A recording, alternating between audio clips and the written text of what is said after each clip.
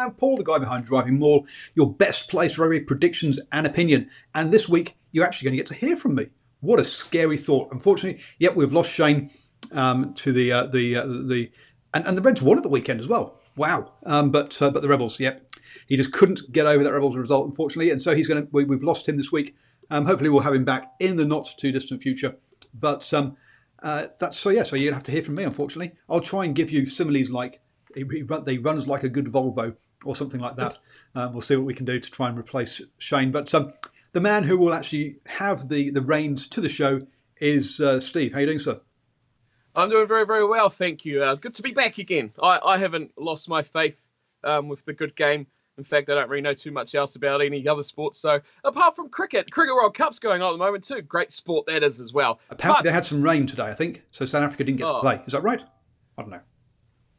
Anyway. Not today. Australia lost last night, which is a great start. Everything's good when Australia loses. Sorry, Australians. But there's plenty more of that to come in the Super Rugby review show today. Of course, round 17. Let's get into the action because there was a lot of action throughout the round as well. So we'll kick things off at the beginning, like we always do, with the first match of the weekend, the Highlanders versus the Bulls. An interesting matchup, and I mean, there's a lot of interesting matches going on at the moment, especially with the last couple of rounds now. This is the penultimate. This weekend coming up is the final, so a lot hinges on these matches, and the Highlanders and the Bulls really could have done with a good win here to kick their season on into the latter parts. But to be fair, you got to say about the stadium in Dunedin, it may have been miserable outside, and I can tell you down here, I'm only a couple hours away. It was terrible outside, but under the roof, it was perfect for some high-pace, high-attacking, high-risk rugby, which is what we got out of these two sides. The accurate kicking game got the Highlanders off to a great start and got them their two opening tries as well. Aaron Smith's clever boot and a great chasing from the Highlanders. The errors from the Bulls at the back. And Josh Mackay starting in a rare start from a Highlanders jumper to grab his first try of the matchup. And it was the second from Rob Thompson, perfectly chipping it across to Waisaki Naholo, who grabbed the second of the matchup. After that, it was a bit to and throw. The Bulls struck back similar to the Highlanders first. Some poor covering at the back, and Rousseau hit one back for the Bulls to get back into the matchup. Rob Thompson, though, he took full toll of some pretty poor rushing defensive lines from the Bulls, split it in half, and set Mackay in for his second of the game. And the youngster was looking quite the goods for the Highlanders. But the Bulls, they hit back instantly following that try. Burger Oldendale, who has been a bit of a love and hate relationship with Bulls fans recently, breaks the line this time. They'll be loving him at the moment. It's too big for him. So it's too small for him to go all the way through. He got close, though, and in the end, the big boys got involved, finished it off nicely. Jason Jenkins was the one to claim the try. Half-time we went to 19-14. The Highlanders were leading by the slimmest 5-point margin. The second half calmed down a bit from the helter-skelter first half pace until it was some quick play off a scrum advantage for the Highlanders. They've seen Waisaki Naholo skip over in the corner for his second. An important part of the match here with Andre Pollard kicking a penalty to cut the lead to just 7. And once again, we're all sitting at home going, oh no, the difference is that fateful number of 7. And time ticking down, the Highlanders just couldn't hold on to the ball. And the Bulls, they finally made the pay as well, with hooker Versace crashing over with 5 minutes left to play. And Pollard, the crucial part of the match, goal kicking, flawless once again, and he tied it up at 24 points all, which is how it ended. Paul, another draw. What is going on with Super Rugby? It's just insane. More draws than any other season in history. There is, isn't it fantastic? All this kissing your sister kind of thing that they talk about whenever it's a draw. I don't understand that really, but there you go, being an only child. But anyway, it's another draw. Wow. And we've had some pretty close games. I mean, this one point in it, and then I'd have had the correct result. 2 points I was out by in the Reds Blues game, and I would have had a perfect weekend. But no, this ruined my picks. I think it ruined most people's picks. Lots and lots of tries scored by kicks, weren't there? Than this one, which was kind of became a theme of the weekend, and I think we're going to see a lot more of that later in the year as teams try and beat the whole rush defence stuff, and disallowed tries. We must have had nearly double figures worth of disallowed tries this weekend. And this one, I was a bit dubious at first about this knock-on, but hey, it's the way it went. The Highlanders just really needed to be a bit better, to be honest. Yeah, I mean, they would have needed that win, didn't they, to catch up or to keep pace and put that pressure on with the other teams going for those finals. So it's big for them to not pick up that victory. Maybe a bit disheartening for them further on. Next weekend, I guess, when they look back on it, that is 2 thrown away easy points that they should have already picked up. But a good game, though. I think you can't argue that it was fairly entertaining. I've seen a lot of people bashing after this game about how poor it was and how badly executed it was, but I thought it was fairly entertaining. I mean, the Highlanders certainly didn't hold anything back, and they were throwing everything they could, high risk, and every offload they could manage. As you say, yeah, it was lots of high risk stuff, lots of stuff against the run of play, because it was sort of running kicks back and bouncing balls, and balls dropped and then picked up, and therefore the defence suddenly sort of caught unawares, and it's exciting stuff, but not necessarily high quality stuff all of the time. You say everyone throwing the kitchen sink at it, but yeah, you can't really throw your kitchen sink as far as you can throw a gumboot, can you? What am I saying? I got no idea. But yeah, it's moment of the weekend had to be Ben Smith running the line with his daughter. Yeah. Wasn't that cute? Yeah, he's a classy player. He's a classy character as well. So that was that was thing to see. That was a great moment of the weekend. So yeah, that was all good. I guess they're coming down your way next weekend. You going to the game? They are indeed. If not working, possibly, or finishing work when it starts will be a pretty close one. But yeah, Friday night. Oh no, I won't be working. Oh, hello. There we go. Yes, hopefully I will be going to. I just realised it was on Friday. Yeah, hopefully we'll be going to that one. It's if you want to know what each team needs in the final round of the of Super Rugby, I've done a video for my supporters over at patreon.com/DrivingMaul. Link down below in the notes. Very, very good. And there's a nice man on Twitter, I will say, called Bulky. I don't know if he watches your videos or not, but he has sent me, and a few other people as well, a very in-depth and extremely, extremely good look at what the teams need and what results will result in other results happening for the final round. And for the Highlanders, being the team further down here, I mean, there's still a possibility they can get into the top 8. And if they do win with a bonus point and the Lions lose and the Chiefs win, yes, it's that complex, the Highlanders could finish in the 7th position. So there we go. There's always hope and always possibility for the Highlanders to get the job done there. But there's enough about that first up matchup. Let's move on to the battle of the colours, the Reds and the Blues. And there would have been high hopes by many Blues fans like that one, whatever side you're on from me, Paul, that you'd get the job done here. And it was the Blues who got off to a great start too inside the first couple of minutes. Blake Gibson was the one scorching away to start things up nicely for them. Further on the match, though, they picked up near the 20-minute mark. The Blues doubled their lead, and Blues fans like Paul were absolutely jumping around in their seats. Quick hands down the left edge, and Talia was finishing it off for the Blues, and they looked like they were the team to beat at that stage. But the Reds did wake up, and it was a wide-ranging Scott Higginbotham with a great show of speed from the veteran as well. And he scorched away to put the Reds back in the matchup. But the Blues really halted that momentum very, very quickly as Ma'anonu actually did something good later on in the matchup instead of right at the start, breaking the defence and putting Pulu in for their 3rd try of the matchup. As we headed towards the halftime break, though, the Reds were building more and more into the game as it wore on. And a run of penalties really gifted them a lot of territory close to the line, and a magnet of a man like Tupou is right there, as he always says. It's a bit like old school Chiefs fans will know. Tal Malolo was a bit of a man like this. Close to the line, he was the one who was always going to get this ball down. Into the sheds we went. Half-time, the Blues were leading 21 points to 15 and looked like they might be getting some cookies at the end of this one. But the Reds had other things to say about that. And they struck early and first in the second half. Really simple stuff, just numbers game down the short side, and it followed up an easy try for Hegarty. And with that, they took the lead. The Blues, though, they hit straight back as well. Some average defence around the ruck from the Reds, left too much open space, and the spark of Augustine Pulu grabbed his second and the lead back.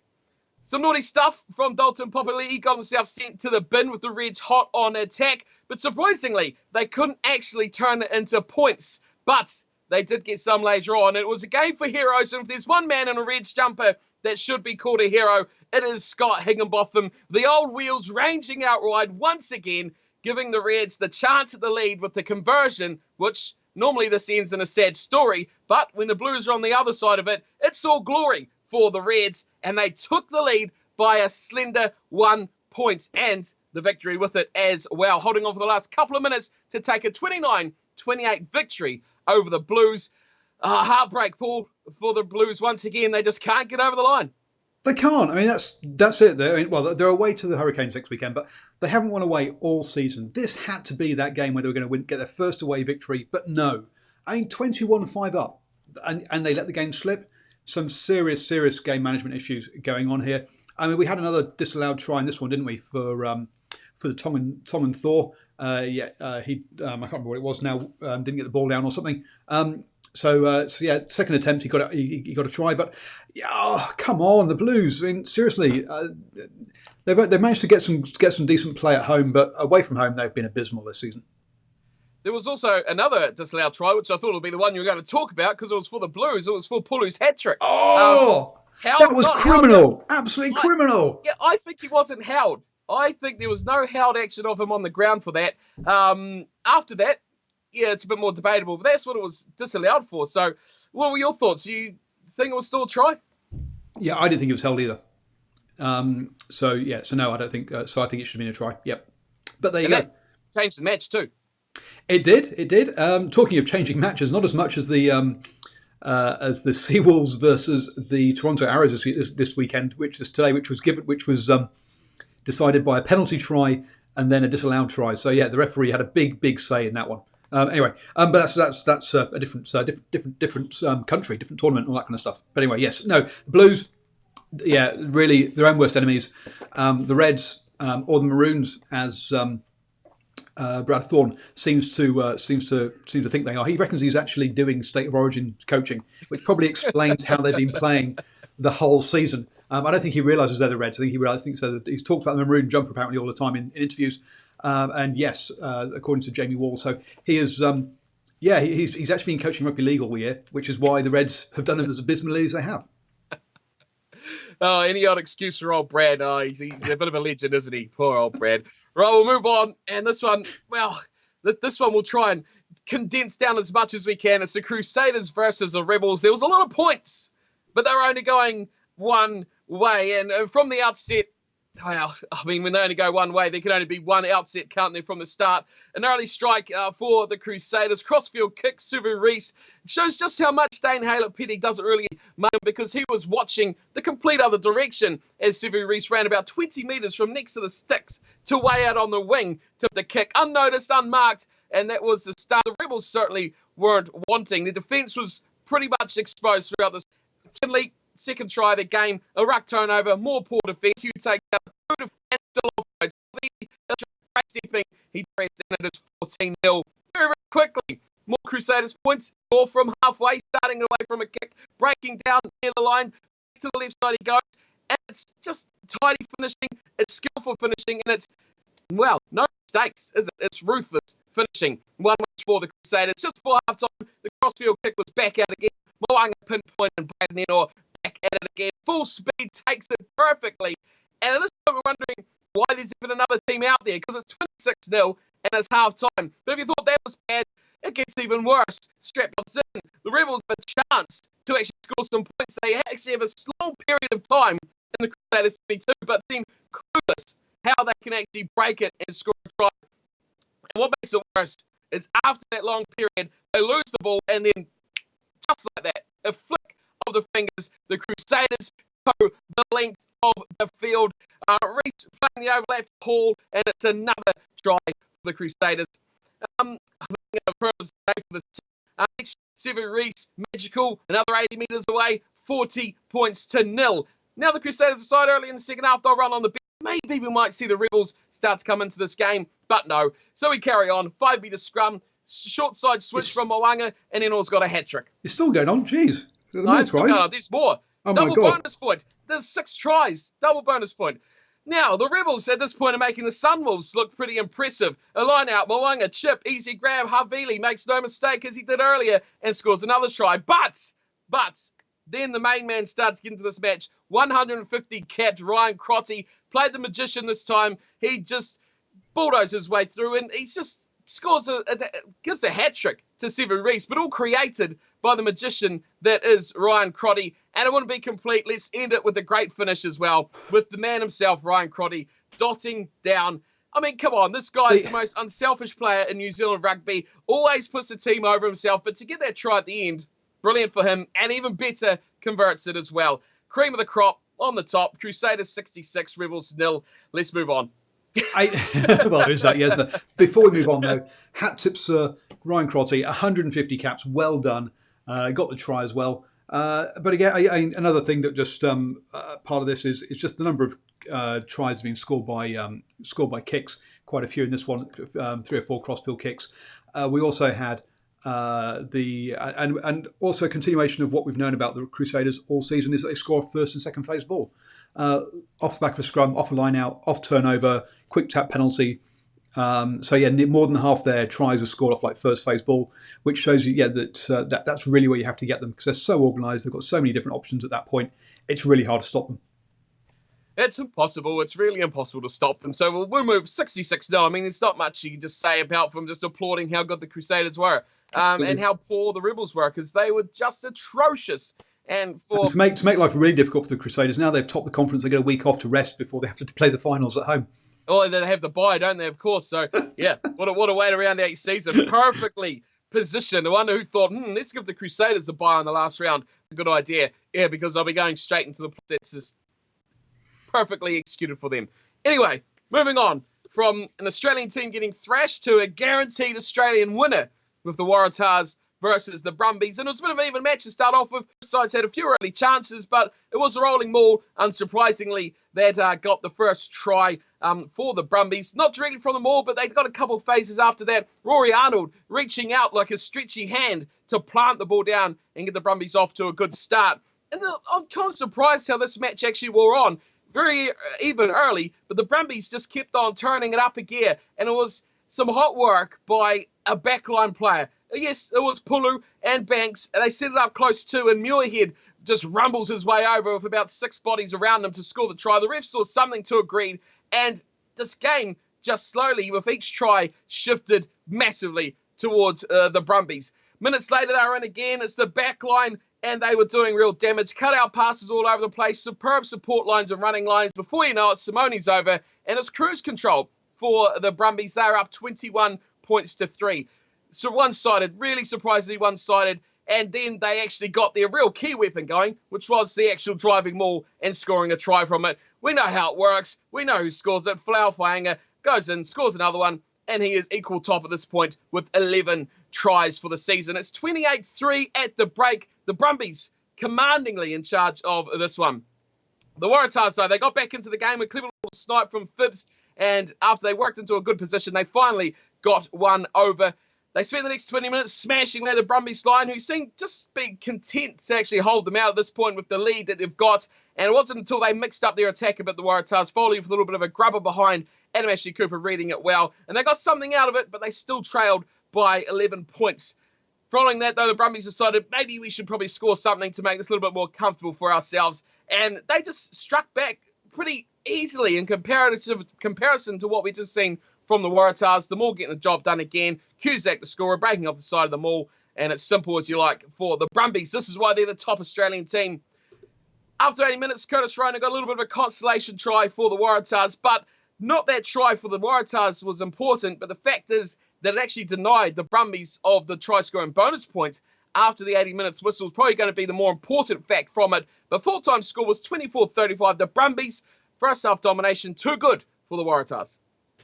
Yeah, the Brumbies coming to form at just the right time of year. I mean, they were pretty poor early in the season. We all thought, well, yeah, they're done and dusted. But they're on a fantastic run of results at the moment. The Rebels have decided to just totally split the dummy and collapse. And the Waratahs never have been at the races all season. So hey presto!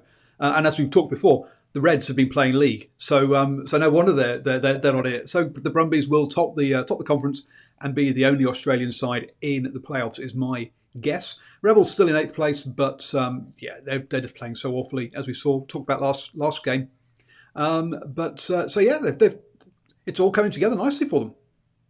Yeah, it's much like last season with the Rebels. They completely fell off the face of the earth, and they're doing exactly the same thing. But the Brumbies, yeah, you're right, good form, right time of the season to do it as well. They know what they're good at, I guess is what you can really say, and they know when they can use it and when they can get that freedom to explore other options. But they just seem a clever side, especially like guys like Lele Afano in there. Good from him, but the former guys, the key guys, Kieran Drani, Spakes, and that are actually standing up this season, which we haven't seen from them in the past. But before we move over, and because we all know they're rolling maul. I mean, they deliberately pick people who like to maul. Talking to, and they have done that for like a decade now. Listening to Laurie Fisher talk, and that means you can't give up penalties in your own half, because if you do, you've got that 5 metre line out. You're likely to go for a try. That means you're onside. Whereas every other team, if you're playing anyone else, you get yourself offside and close the space down, which gives their backs more room to play. Whilst people say it's a boring style, as you say, it's clever and it's working. They could upset some people. They could indeed. Right, now before we move to South Africa, do you want to take this chance for a bit of a halftime team talk, see what's coming up on the channel? Because I forgot to do it before the last one. So your halftime team talk. Hi. Yes. So tomorrow night we'll have the Hash Rugby chat with Herman and Stephen Harris. They'll both be joining me tomorrow night.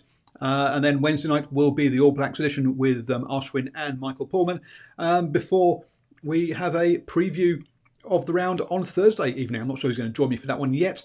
But yes, so that's what's coming up this week. And as I said, go down below, click on patreon.com/DrivingMaul, become a supporter of the channel, and get access to exclusive opinion pieces as well.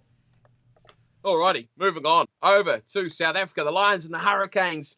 Big match for the visiting Hurricanes and a big match too for the at-home Lions. And it was the Canes that got off to the better of the start. A line-out set play opening the scoring for the Canes. A superb line from Laumape, who actually didn't show his power game on this play, just showed the speed and the footwork and got them off to a good little start. The Lions, over very quickly to hit back themselves. Scrappy play, and it was behind the danger line. It was behind the set play. It all come a bit unstuck for the Lions, but it was picked up from a danger man himself, Deante. Time on his side and space in front of him. A perfectly executed little chip, an extremely lucky bounce, but a superb chase gave him an open line, and we know all about his speed. That put it nicely up for the Lions. And at half-time, yes, already half-time, it was just 10-10, a draw between the two sides. Hopefully, that won't continue on for the rest of the match. The Hurricanes got off to the better start, though, and you couldn't have started any better than they did. It possibly would be impossible to do it. Straight off the kickoff, the Lions butcher the restart. It falls kindly to Ben Lamb, who has a bit of a swat away at a couple of Lions flies there. And as we canter to the line, I think it was like 9 seconds or something like that from the kickoff, from that to scoring the try, which is just insane. And that really just about broke the Lions back from that, because it faded quickly after that. Artie Savia on the field, bulldozing his way through some soft defence. Ben Lamb, he's woken up in the second half as well, and he scored his second try within minutes. The Lions got battered early on in the half, but as it got on late, they got themselves back into the game. And a great try created from Elton Yankees, who actually worked the line. He actually took the defenders on, and he actually broke it as well, which is something we haven't seen too much from him. He got it away to the informed Mapu to carry on, and the best man to have over is the speedster, Deante, who crosses for his second, and I think that was a really special Lions try that maybe gave them a little hope back into the game, but it was the last piece of hope for the rest of the game for them. Dane Coles took over from there. Perenara slung to the floor at a pretty dangerous sort of high tackle, and Coles just picked it up. Doesn't care about poor old TJ, taps it, goes through a bit of a scamper, bulldozes over a couple of defenders, and the scores in the corner. A typical Dane Coles try, but what about poor old TJ? He was left lying painfully on the floor, milking the best penalty he could. They'd already scored a try. The Canes got a driving maul following that near the end of the game. Dane Coles breaking off the back, great reach in the corner to put it home and safe for the Hurricanes. In the end, it was a touch bit one-sided, 37-17. Great second half, though, from the Canes. Their impact off the bench was massive for them. Yeah, and whilst there'll be a lot of talk about the attacking style and the try scoring, the defence here for the Canes really, really stood up. They got through a lot of tackles in this game. 126 tackles, only 77 by the Lions. The Lions had most of the territory possession, most of the chances, but they just couldn't break that defence. The Canes missed a bunch of tackles, but they made enough to hold them out. This was more a defensive game than an attacking one, even though the scoreline would perhaps suggest otherwise. Yeah, well, a pretty entertaining one though. It's good to see guys and a big CC. You talk about guys standing up as well, getting into that groove. The guys like Coles back there, injury free for now, hopefully, and more so probably that Zadi Savia, and of course they didn't have Bowden Barrett either. So it was a lot of stepping up to do. And they worked it pretty well too. So come away a 20-point win. Ardy was on the bench, wasn't he? I can't remember if Dane Coles was on the bench as well. So yeah, so you say that starting lineup was a bit of a makeshift one. I know they flew in a couple of guys because of injuries as well. I didn't recognise the guy in the 13 jersey with his hair in a coconut style. So see, it's like this top knot. It's all coming out. Yeah, really bad haircut. Anyway, but 18 turnovers by the Lions in this game. And it's like, wow. And just here, Hurricanes, have the ball, please. Yeah, they just couldn't get continuity. They just couldn't break down that defence. And when they did get through phases, they eventually turned it over. So great play. But no, I should actually try and figure out who that 13 guy is before I now I'm going to mention him for the Hurricanes. Emmanuel Jensen. There you go. He's got a haircut. Yeah, really bad haircut. Or lack of haircut. Yes. No, seriously, get your haircut, mate. No, it looks awful. You can afford a haircut. I can't, but here you can. A fountain haircut. That's all the rage these days, eh? That's okay. Perfect. Yeah, fountain haircut. That's what he's got. The fountain haircut.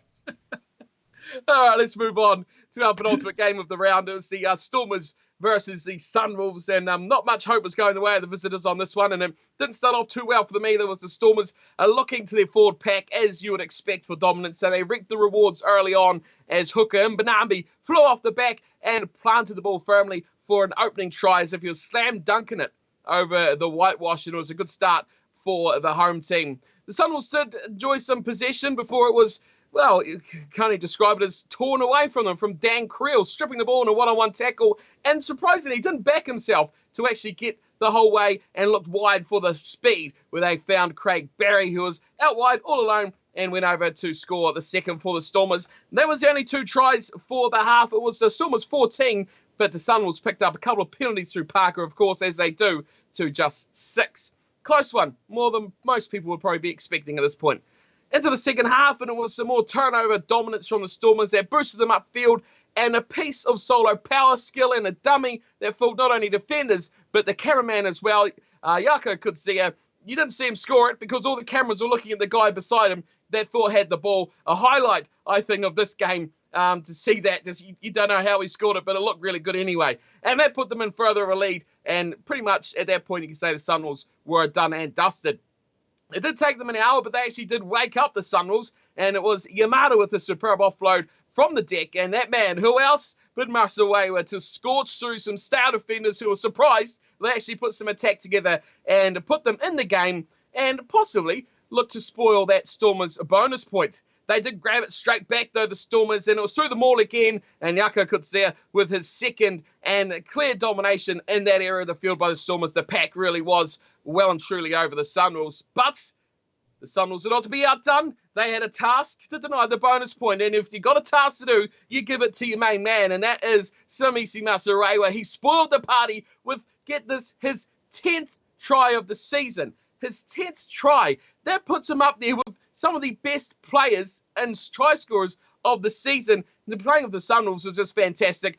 It was a simple try, good passes, through hands, finding numbers out wide, and who you have on the outside is your winger. Nothing fancy. His speed is electric enough, and he raced in to deny them that bonus point. The Stormers still won the game, though, 31-18. But come on, let's give some love here to Masarewa. A lowly side like the Sunwolves, really not threatening anyone on the table, but to have one of the top try scorers has got to be brilliant, especially individually for him. Oh, look, yeah, he's playing fantastically, isn't he? I think he's got like 14 Super Rugby tries in his life and 10 this season. So clearly he's come of age this year, which is a bit shame. I mean, he looks like he's 33 or something. He looks ancient, doesn't he? I don't know how old he really is, but we should try and Google that while we're talking. But he really has played fantastically this season. Got that card at one point and got himself. I can't remember why he got a ban. But he got a ban for a few games. Was a bit silly, but apart from that, he's having a fantastic season. Haydn Parker, his kicking's gone a little bit awry. I mean, relatively speaking, actually misses like 1 or 2 a game now. over the last 2 games. But yeah, apart from that, yeah, let's be honest, it's been abysmal for the Sunwolves ever since they learnt they were leaving the competition. And I'm sounding like a bit of a broken record with that one, but it has, unfortunately. And most of these players won't be playing will be playing top league next year. And you've got to wonder who the Sunwolves are even going to get out on the pitch. Well, I tell you, you're ready for a surprise. Go on, Mr. Masarewa is not even 30. Not even 30? He's not even 28. He is only 27. So he's got another World Cup rotation in him yet. He's got a lot of years to go. Getting him back to the Highlanders. I'm sure he played for the Highlanders early on. I could be wrong on that one, but I will find out before we move on. No, he played for the Force. It was the Western Force. Wrong straight away. There we go. I knew he played Super Rugby before. But yeah, I mean, yeah, you're right. The season has gone to pot since they were kicked out of the competition. So it's a bit of a shame. They were really starting to build, I think, and much like the next team we're going to talk about as well, the Jaguares. Goodness me, haven't they built nicely as well into the end of their season? We'll move on to that one now anyway for the Jaguares versus the Sharks. And, I mean, I had a sneaking suspicion this one wouldn't be too close, and it really did turn out that it was one team really in control of this one, and it didn't take long for the Jaguares to get going. I mean, I could really sum this game up with one person's name, but we'll go through it anyway. Simple game. Go on. One person's name? Whose name? Boffelli. Absolutely, yes. The magician. The magician he was. He was, he was the difference between these two sides. Oh, yeah, definitely. Right from the start too. They got a great show. Cancelliere, what a great talent he is coming into the team. 4 minutes on the board, and they were up a try already. And then after that, Boffelli, he took control of it. His quality. I mean, he's been great before, but this game, he was just something else. A great pass he got from his fly half, and we saw what he's capable of. His step, his speed, his strength, and he was straight through and scored the second try, and only the 2 tries in the first half. It was only 12-0 to the Jaguares. A lot of points were left out there. Missed kicks, I think they left a number of missed kicks out there in the first half, the Jaguares. I tweeted at half-time that it was 12 to the Jaguares, 11 to missed kicks, and the Sharks were apparently playing as well. Yeah. Well, the Rebels there too, because they certainly weren't in Christchurch, that's for sure. The bailout continued over the failure of penalties. They started to look for fives, did the Jaguares, and who else but that man Boffelli once again returning a kick from his own 22. Bonisha went high with it, and the fact that he could swoop in and take this ball like a bird taking a fish out of the sea. Just brilliant skill from him. Left them all for dead, and he climbs high, takes a kick, runs away from the chase of the Canyo arm, and goes in for his second. Then it was our opening try scorer, Cancelliere. Felt a bit left out. He got back in the action. And it was probably through the generosity of Boffelli that gave him the try. He did all the hard work. Cancelliere just finished it nicely. 4 or 5 Jaguares players could have scored that try. And he was in for his second. Into the hour mark and more poor play from the Sharks. But they do get a bit of success later on. The line-out maul, it's the go-to play for 2019, isn't it? One pass off, and it's a thunderous charge from Mr. Haydn, who grabs their, only points for the game. It's too easy to see at that stage. But closing off, it was a nice finish, and rightfully so for the Jaguares, just to wrap it up nicely. A bit of creativity going through this, mixing it up a bit. Miotti with a little grubber kick through. The Sharks' defence was all racing up like lightning. Like Paul's talked about already, that little kick in behind that rush defence is the key to unlock it. And it was Carreras with his pace that wrapped up a great night for the back three. You got to say Boffelli, Cancelliere and Carreras, brilliant, 34-7. Bonus point, a huge win. Jaguares all over it, and they're in the playoffs. And you got to say nothing but well done. Round of applause. I think not just in the playoffs. Crusaders run for their money. Not just in the playoffs, but a home quarter final. Wow, fantastic. They've done great. I mean, this was a week. I mean, you talk about the fact that the tries here were pretty much all scored by the back three. In the Crusaders game again, the Braden Ennor hat trick, Reese a hat trick, Havili think he also got in as well. A lot of tries this weekend were scored by the back threes in this, apart from obviously the Brumbies, where they have to do a rolling maul. But I mean, there was a lot of back three players getting in this weekend, which is good. And again, off a lot of kicks, as we talked about. But there was only one team at the races for the first 60 minutes. That was the Jaguares. Sorry, not Hags. Me. And the Jaguares. Jaguares, and they will. And from there, let's be honest, they've got to they then kind of took their foot off the gas. And so, hence, if you look at the stats at the end of the game, they look relatively even, but they were absolutely dominated by the Jaguares. They made all their tackles when they needed to, got a big lead, and then just basically sat back. And as you say, they left at least 11 points out there. Just in the first half alone. They're lucky that the Sharks are lucky this score stayed below 50. Yeah, they are. Yeah, they were just completely outshone from start to finish. And it's surprising when the Sharks are such a good team on paper as well. It just goes to show you what the other teams, whoever's going to end up going to Argentina, what they've got to cope with, because this is one team on form. And to go through a match like this and commend the guys in the back line, like I said, the back three, like Buffelli, guys like that. And the fact that we've not even really talked about the pack, who is really performing very nicely, but they are what is creating this for the guys like Buffelli, and they are stepping up to the mark and really becoming a top tier sort of pack for not only Super Rugby, but you'll see internationally later on as well. Yeah, absolutely. I mean, they got through a chunk of work, as you say, to allow the backs to play the way they did. Got through a lot of tackles. And did some hard yards. They are one of these sides that kind of earn. I mean, Herb and I did a post-match reaction to this one, and one of the things we were talking about is that they're a side that has been sort of learning to earn the right to go wide. It's a bit old-fashioned in some ways sometimes, but hey, it works, and they're good at it. But historically, Argentinian teams aren't a side that would generally do that, especially in that phase where they're trying to really build that backline play into their game. They really did force it a lot, force that issue, and now they're starting to reap the rewards of what they've learned over the years. So I say go for it. I mean, if the Jaguares win this competition this year, I would say great. I would be happiest man around. The Argentinians will just be delirious, but it'll be fantastic to get that Jaguares Crusaders final. You'll be in Christchurch probably if that was the case, but wouldn't it be great? It would be fantastic, and I'm all for it. So well done, Jaguares. So second favourite team is Argentina. So what we really need is the Crusaders to go to get knocked out in the biggest chance. Obviously, is going to be against Hurricanes in that semi-final, and then Hurricanes to visit Buenos Aires for the final. That's what. There we go. That's there you go. That's how the Jaguares win the competition. Anyone to go to Buenos Aires in the final, it really is a great chance for them in the competition. I think they can beat anyone. Yep. Crusaders, I think, right on with them. I'll probably give them par, but anyone else, those two are streaks ahead. No, not even anyone close. So for mine, bring it on. Give me a Jaguares jersey. I need one to go with my other gear now.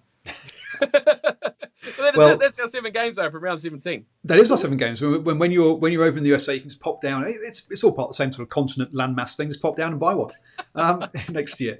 Anyway, thank you very much, Stephen. Go over and check out Cornflake's Crib. He put out a brand new video just before this one went live, so go over there and check that out. There's the best place for rugby gaming videos on the internet, and he'll also be doing previews and stuff of Super Rugby as well. So thank you very much, sir.